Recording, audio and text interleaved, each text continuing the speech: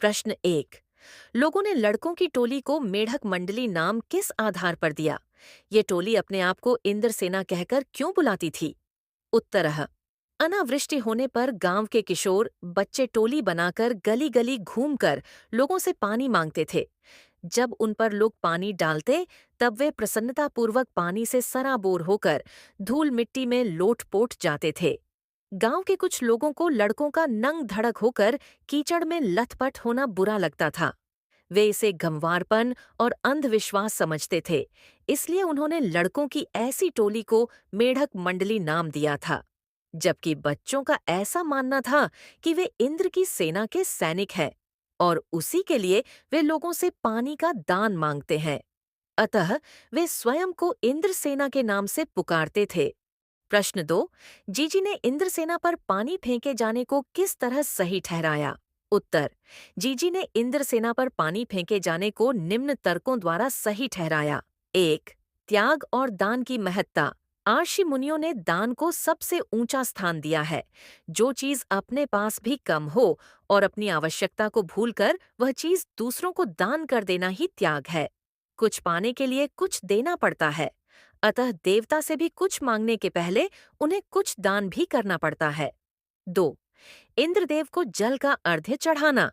इंद्रसेना पर पानी फेंकना पानी की बर्बादी नहीं, बल्कि इंद्रदेव को जल का अर्घ्य चढ़ाना है, ताकि वे प्रसन्न होकर धरती को तृप्त करें। 3। पानी की बुवाई करना। जिस प्रकार किसान फसल उगाने के लिए जमीन पर अपने सबसे अच्छे बीजों का दान कर बुवाई करता है, वैसे ही पानी वाले बादलों की फसल पाने के लिए इंद्रसेना पर पानी डालकर पानी की बुवाई की जाती है। प्रश्न 3। इंद्रसेना सबसे पहले गंगा मैया की जय क्यों बोलती है?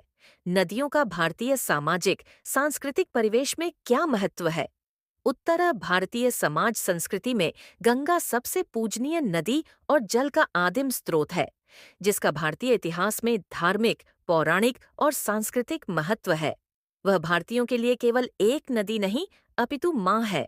उसमें पानी नहीं, अपितु अमृत तुल्य जल बहता है। भारतीय संस्कृति में नदियों के किनारे मानव सभ्यताएं फली फूली हैं। बड़े बड़े नगर, तीर्थ स्थान नदियों के किनारे ही स्थित है। ऐसे परिवेश में भारतवासी सबसे पहले गंगा मैया की जय ही बोलेंगे और इसलिए ही इंद्रसेना सबसे पहले गंगा मैया की जय ही बोलती है। प्रश्न 4। पानी दे, गुड़धानी दे। मेघों से पानी के साथ साथ गुड़धानी की मांग क्यों की जा रही है? उत्तर है, गुड़धानी अनाज और गुड़ के मिश्रण को कहते हैं। यहाँ पर गुड़धानी से तात्पर्य अच्छी फसल से है। हमारी अर्थव्यवस्था कृषि पर आधारित है। इस कारण जब अच्छी वर्षा होगी तभी अच्छी फसल भी होगी। इसलिए पानी के साथ गुड़धानी की मांग की जा रही है। यहाँ गुड़धानी प्रसन्नता और खुशहाली का प्रतीक भी है। प्रश्न 5। गगरी फूटी बैल प्यासा इंद्रसेना के इस खेल गीत में बैलों के प्यासा रहने की बात क्यों मुखरित हुई है? उत्तर। बैल हमारी कृषि संस्कृति का अविभाजित हिस्सा है, या यूं कहें, बैल भारतीय कृषि संस्कृति की रीढ़ की हड्डी है। किसान बैलों से ही खेतों को जोतकर अन्न उपजाते हैं। उनके प्यासे रहने पर कृषि प्रभावित होती है, इसलिए गगरी फूटी बैल प्यासा इंद्रसेना के इस खेल गीत में बैलों के प्यासा रहने की बात कृषि के संदर्भ में मुखरित हुई है। जब वे तृप्त होंगे तभी खेतों में किसानों की मेहनत को बल मिलेगा और धरती फसलों से संपन्न होगी। प्रश्न 6। क्या इंद्रसेना आज के युवा वर्ग का प्रेरणा स्रोत हो सकती है? क्या आपके स्मृति कोश में ऐसा कोई अनुभव है जब युवाओं ने संगठित होकर समाजोपयोगी रचनात्मक कार्य किया हो? उल्लेख करें। उत्तर।